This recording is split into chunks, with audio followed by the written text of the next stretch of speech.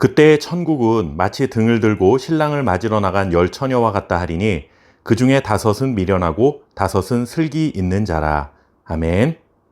예수님께서 다시 오시는 재림의 날은 하나님 외에 아무도 알 수 없기 때문에 항상 깨어 준비해야 한다 하고 주님이 말씀해 주셨습니다. 그리고 이와 같은 사실을 강조해 주시기 위해 예수님은 세 가지 비유의 말씀을 전해 주셨습니다.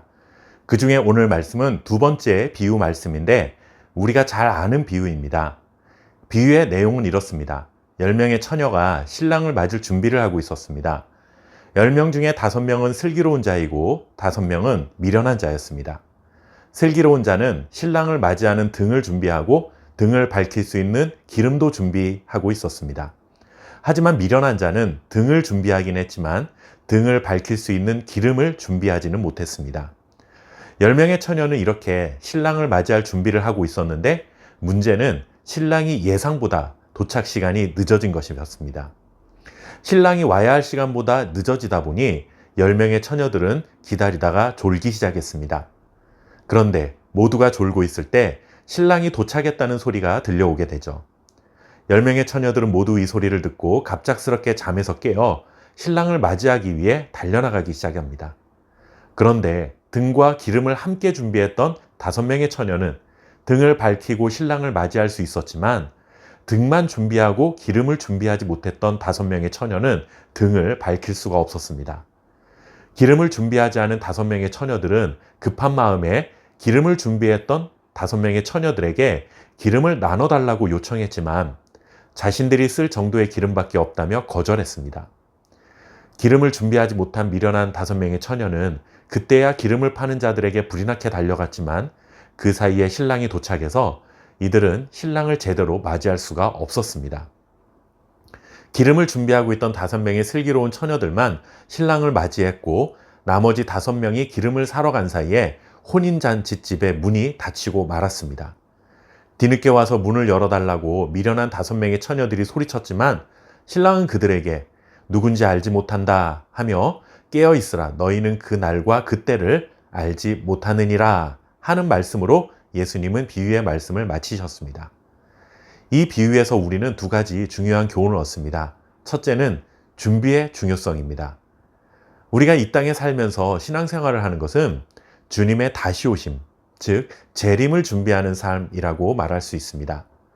우리가 주님의 재림을 준비하는 목적은 주님이 다시 오셨을 때 혼인잔치로 비유된 하나님 나라에 신랑 되신 주님과 함께 들어가기 위함입니다.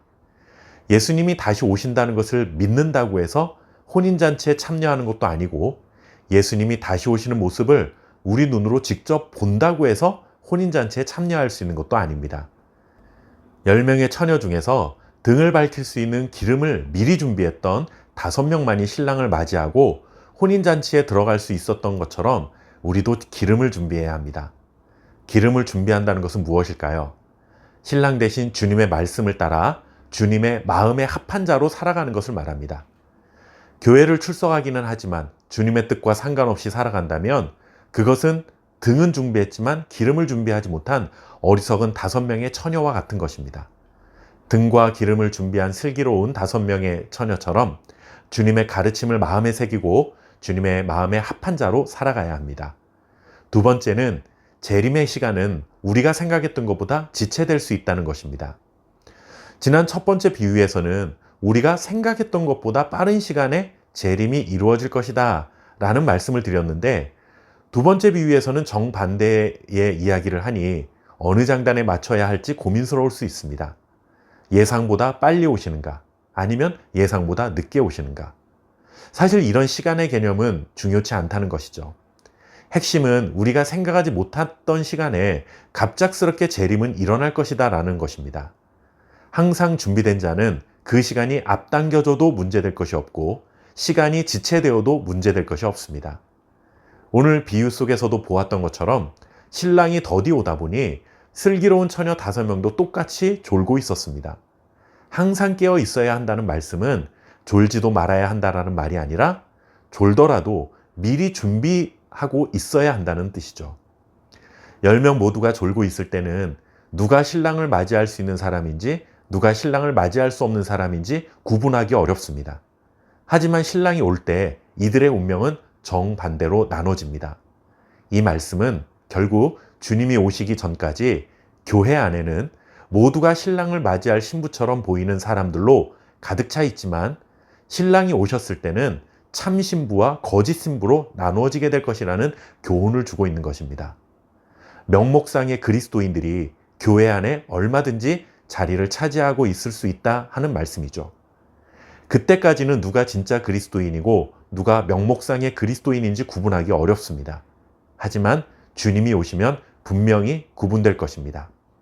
일찍 오시든 늦게 오시든 시간에 상관없이 등과 기름을 함께 준비하고 졸았던 슬기로운 5명의 처녀들처럼 주님이 다시 오셨을 때 주님과 함께 하나님 나라에 들어갈 수 있는 저와 여러분 될 수 있기를 바랍니다. 감사합니다.